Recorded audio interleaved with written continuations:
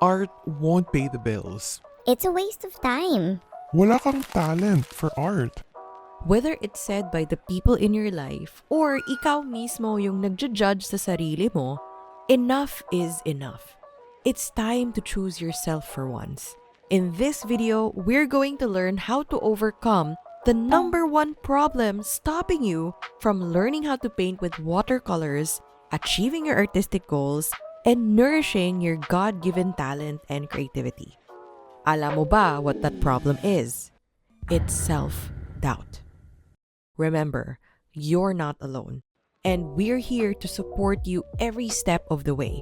We've helped more than 200 Filipino beginner watercolor artists pursue their passion through our online watercolor painting course. They've gone from feeling stressed and unfulfilled, caught in the never-ending cycle ng tulog, work, kain, to feeling confident, talented, and creative by learning how to paint watercolor pieces that they can share with the world so they can finally express their feelings and emotions and pursue their artistic passions. If gusto mo din matuto ng watercolor painting so you can develop your creativity, feel more confident, de-stress, and improve your mental health, then you can book a free consultation call with our team.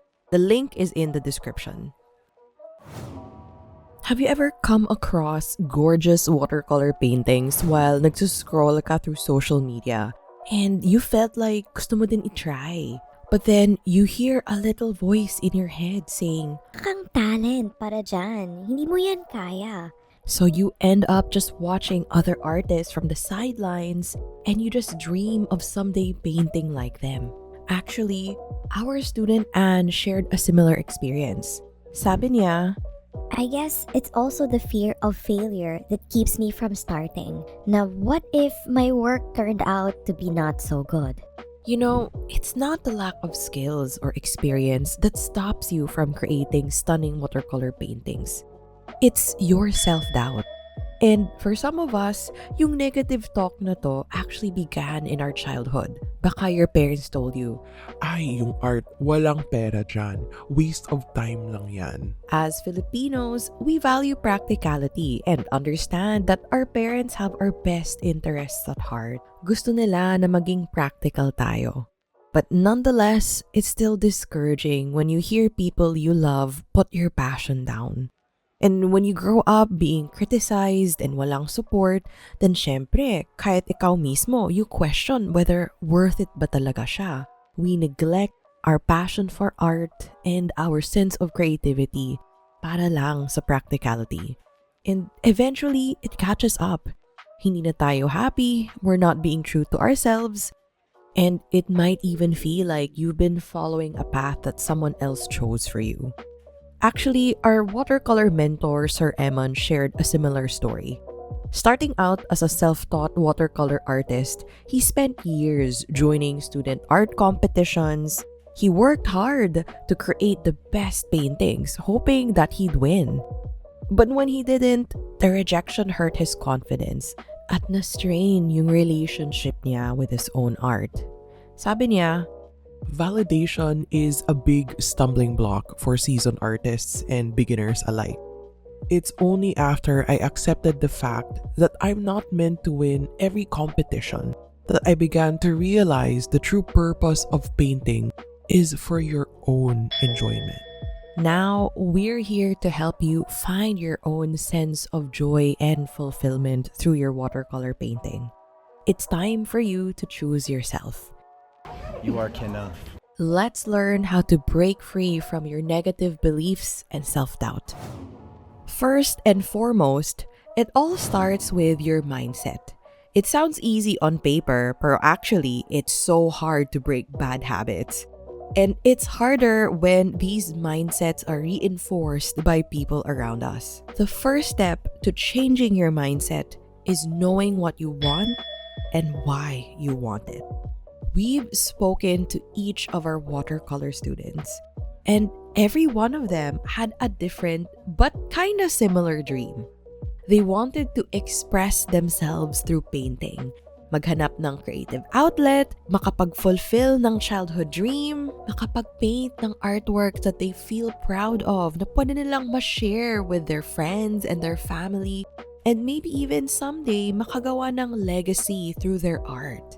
Can you relate to any of these goals? Or baka you have your own reason for learning watercolor painting. Take a moment to think about your why and write it down. Once you've written your reasons, it's time to think about ano naman yung mga why nots. These are the hurdles standing between you and your artistic aspirations. You know what we hear from our students? My family never supported my art. Wala akong time. Hindi ako talented enough. It's too late na for me to catch up. Whatever negative chit-chat you hear from your inner critic, write it down.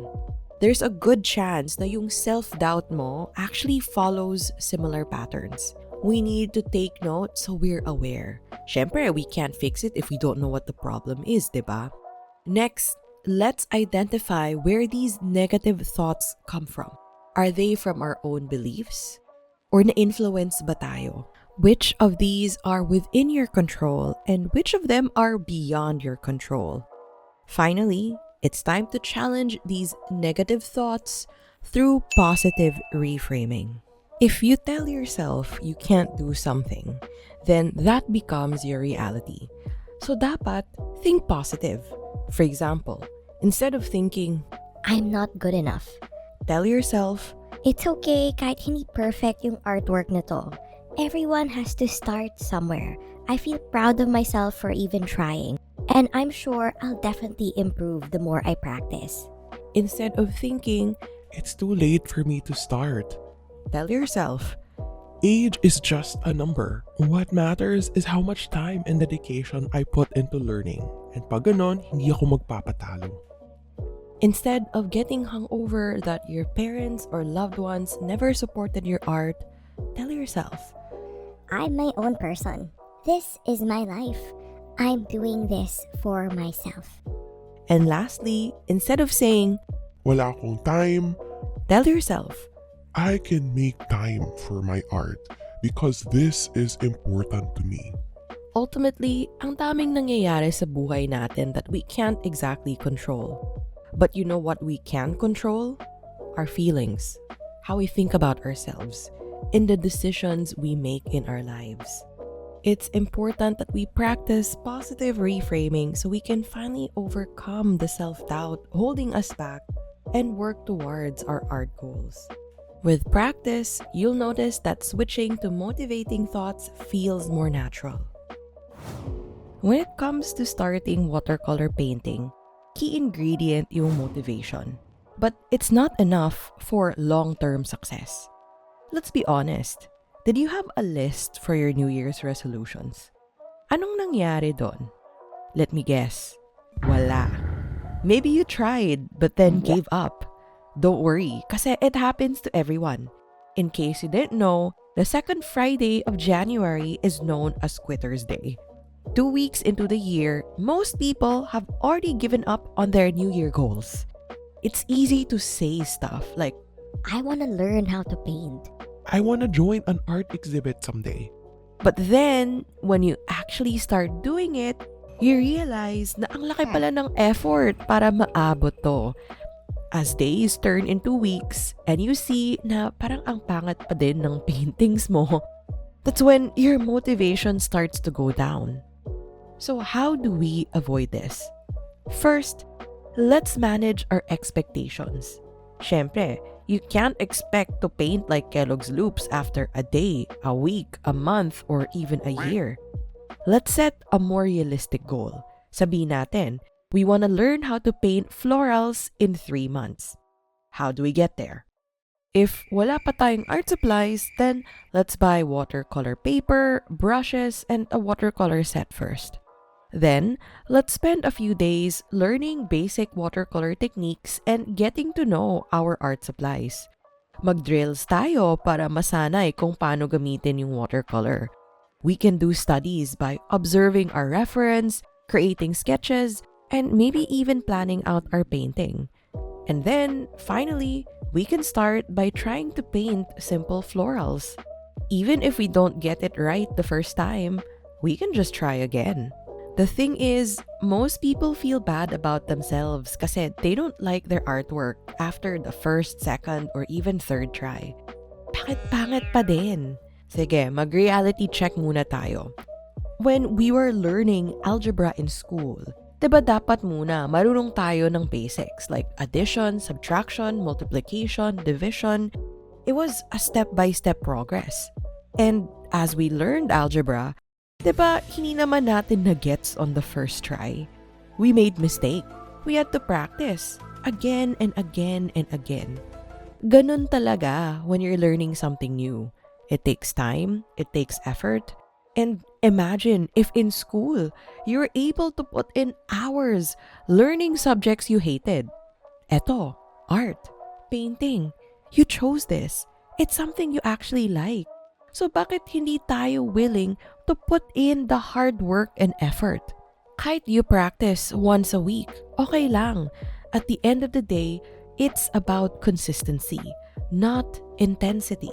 And seeing our students' works, as long as you keep practicing and keep painting, you can grow from this to this. Oh, na-inspire ka ba to take action? Make sure to sign up to your free training on watercolor painting for mental health and self-care. No need for any art supplies yet. The link is in the description. In the meantime, here are 3 steps to finally start your watercolor painting.